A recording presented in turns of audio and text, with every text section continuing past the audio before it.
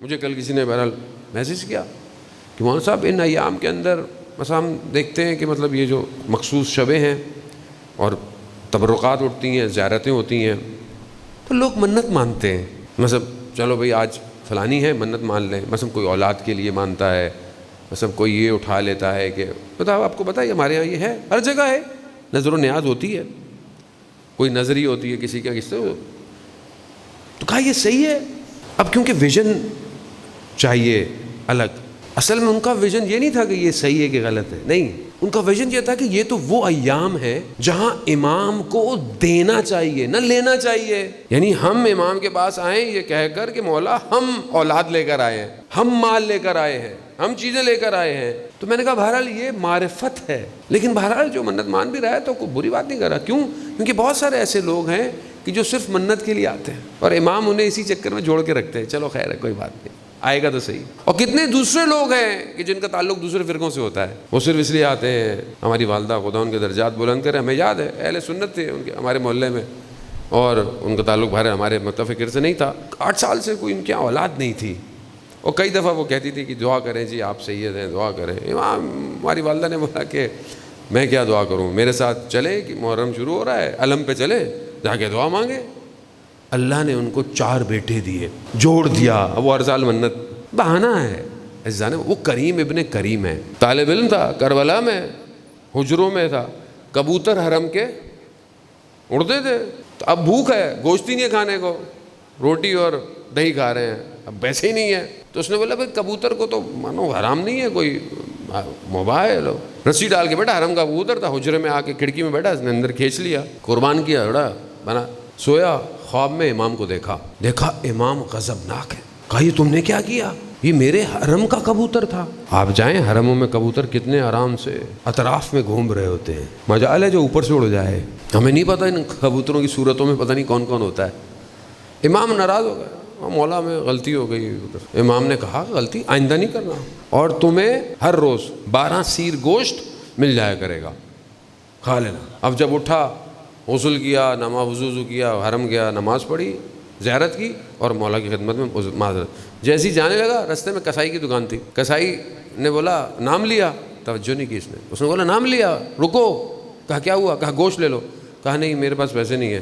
کہا نہیں میں پیسے نہیں مانگ رہا، یہ لو 12 سیر گوشت روز لے جایا کرو، روز لے جایا کرو. اتنا گوشت؟ اب ایک آدمی سے زیادہ ہے. ایک آدمی جب گیا اس نے کہا گوشت تو اتنا، تو پکایا برابر والوں کو، ادھر ادھر حجرے جتنے طالب علم تو سب کو کھلایا.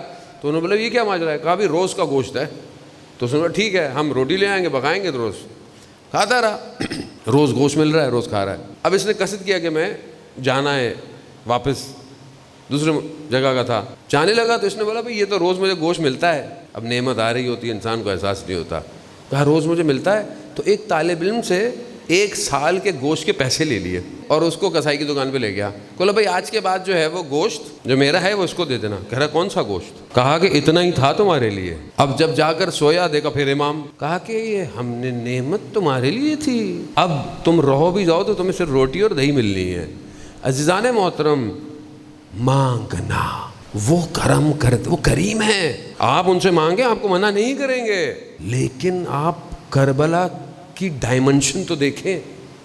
کربلا میں لوگ مانگنے نہیں آئے تھے، جن کے پاس جو تھا چھوڑ کر آئے تھے. اپنا گھر چھوڑ دیا لوگوں نے، اپنا مال چھوڑ دیا لوگوں نے، اپنے گھر والوں کو چھوڑ دیا. زہیر ابن کین نے سب کو چھوڑ دیا تھا، حالانکہ اس کی زوجہ نے بعد میں جو ہے وہ کفن روز عاشور بھجوایا تھا. وہ واپس گیا کفن کو لے کے، اسے پوچھا کیا ہوا تم کفن واپس لے آئے؟ کہا وہاں پر سید الشہداء کی بدن پر کفن نہیں تھا، میں زہیر کو کفن دیتا. اللہ، یعنی ایسے لوگ تھے.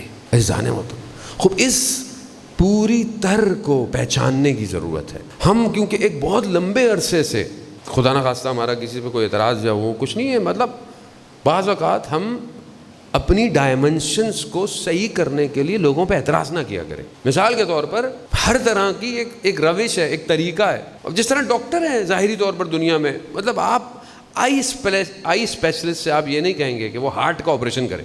آپ کیا کریں گے؟ بولے بھائی آنکھ ہی دیکھو. اب آپ ہارٹ والے کے پاس جا کر اس کو بولیں گے ہڈیاں صحیح کرو، وہ نہیں کرے گا. اب ہر کسی کا ایک مقام ہے، ایک جگہ ہے. اسی طرح بہرحال گفتگو بھی مختلف ہے. اب میں یہ توقع کروں کہ بھائی باقی لوگ بھی میری جیسی گفتگو کریں، خوب غلط ہے یہ. یا باقی لوگ مجھ سے توقع کریں کہ میں بھی ویسی گفتگو کروں. نہیں، عزیزان محترم، ہر کوئی اپنی اپنی طریقے سے گفتگو کر رہا ہے اور ہر جگہ ضروری ہے اور ہم سب کی ذمہ داری ہے. لیکن بہرحال ہمیں ایک نئی ڈائمنشن کی ضرورت ہے. ہم ایک ایسے دور میں داخل ہو رہے ہیں جو میٹاورس ہے، ورچوئل ہے، ورلڈ 0.2 ہے. یعنی دنیا اس ٹائم ورچولی پیرالل ورلڈ بنا رہی ہے. آپ کی پوری دنیا کی زمین بک چکی ہے، اس پہ ہر چیز کنورٹ ہو رہا ہے ورچوئل. آپ آہستہ آہستہ آہستہ آئسولیٹ ہوتے جا رہے ہیں. آپ کا کام، آپ کا کاروبار، سب کچھ ڈیجیٹل ہو گیا ہے. کوئی بھی چیز اب فزیکل معنی نہیں رکھتی ہے. اب آپ سب گوگل کرتے ہیں، ایپس ہے. کھانا بھی آپ کو منگانا ہے، گاڑی بھی صحیح کرانی ہے تو بھی ایپ ہے. ہر چیز ہے، ایجوکیشن سے لے کر چھوٹے سی چھوٹی چیز سب موجود ہے. یعنی سب کچھ ادھر جا رہی ہے. انسان اب ٹیلی پورٹ ہونے لگا ہے. اب میں یہاں ہوں، مجلس لائیو جا رہی ہے، لوگ سن رہے ہیں. ایک لوگ گھروں میں سن رہے ہیں، اسکرین میں سن رہے ہیں، باہر بھی اسکرین لگی ہوئی ہے، مختلف اسکرین. ابھی جو ٹائم آئے گا اس کے اندر اسکرین نہیں ہوگی، اس کے اندر ان کو ایسا ہی لگے گا کہ میں وہاں بیٹھا ہوا ہوں، ایک جگہ ہوں لیکن میں ہر جگہ بیٹھا ہوا ہوں. اپنی مرضی سے آپ اپنی دنیا ڈیزائن کر سکتے ہیں. ورچوئل ہے. وی آر آپ نے استعمال کیا. وی آر ورچوئل ریئلٹی ہے. کربلا پہ بھی وی آر بنی ہوئی ہے. آپ دیکھتے ہیں کہ لوگ رو رہے ہوتے ہیں، گریا کر رہے ہوتے ہیں. کیوں ہوتے ہیں؟ ادھر مڑتے ہیں تو لاشیں گری ہوئی ہیں، ادھر مڑتے ہیں تو ورچوئل ریئلٹی ریئل ہوتی جا رہی ہے. یہ زندگی اب فیک ہوتی جا رہی ہے. اس دور کے اندر آپ کو امام کا ساتھ دینا ہے. کیسے دیں گے آپ ساتھ؟ دنیا تو یہی کر رہی ہے.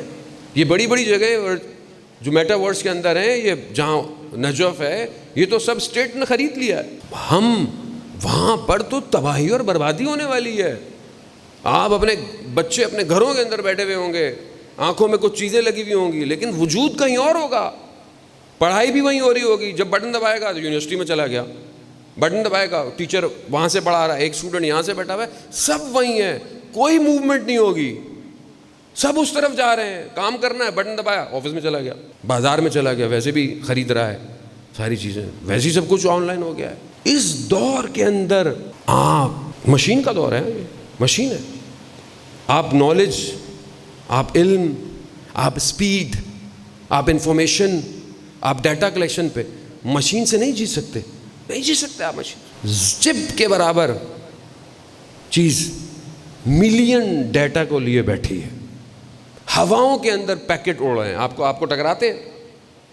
ابھی آپ سب کی جیبوں میں موبائل ہے، ذرا سائلنٹ ہے لیکن میسج تو آ رہے ہوں گے، چیزیں آ رہی ہیں. کسی پہ ٹکراتا ہے میسج، آپ کے سر پہ آ کے ٹکراتا ہے، میں کہاں ہے، کتنا ڈیٹا ہے. اگر اس طرح ہوتا تو زیادہ MB کی فائل آتی تو آپ نیچے گر جاتے. نہیں ہے، کوئی اور چیز ہے. اس دور کے اندر کیا چیز ہے جو بچائے گی؟ دنیا جتنی ماڈرن ہو جائے. یہ تمدن جدید ہے. دل ہمارا چاہتا ہے کہ ہمارا شہر بھی اسکائی اسکریپرز ہوں. دل چاہتا ہے نا کہ ہم ایسے ملک میں جائیں جہاں پر یوں زمین میں ٹرینیں چل رہی ہوں، سب کچھ ایسا ہو، ڈیجیٹل ہو، سب کچھ. یہ جو جدید شہر کی ہم خواہش رکھتے ہیں تو اس کے ساتھ جو ایک چیز آئے گی وہ کیا ہے؟ بے حیائی، برائی، بدحجابی، فساد، حرام. اس کو کیسے روکیں گے آپ؟ یہی تو تمنا ہے نا انسان کی کہ میں ترقی یافتہ ہوں. ترقی یافتہ ہونے کی شرط ہی دنیا میں یہی ہے، سب سے پہلے غیرت ختم کر دو. یہ ان کا پلان ہے جو امام کے مقابلے میں ہے. اور یہ لگا بھائی، یہ پلان آپ کے سامنے ایگزیکیوٹ ہو رہا ہے. اب آپ بولیں جی ہمارے شہر سے برائی ختم ہو جائے، ہمارے ہاں بچیاں حجاب کرنا شروع کر دیں، ہمارے ڈرامے اچھے ہو جائیں. کیسے اچھے ہوں گے؟ کیونکہ آپ تمدن جدید میں وارد ہو رہے ہیں. یہاں سب گلوبل ہے، کوئی اور چلا رہا ہے. اگر کوئی چیز بچا سکتی ہے تو صرف اور صرف آپ کا کردار ہے بس. اور یہ کردار دنیا کی کوئی یونیورسٹی نہیں بنائے گی، صرف امام حسین کی یونیورسٹی کے علاوہ. یہاں پر کردار بنتے ہیں. یہاں پر جو کردار بن کر اٹھے گا وہ ہے کہ جسے کوئی گرا نہیں پاتا.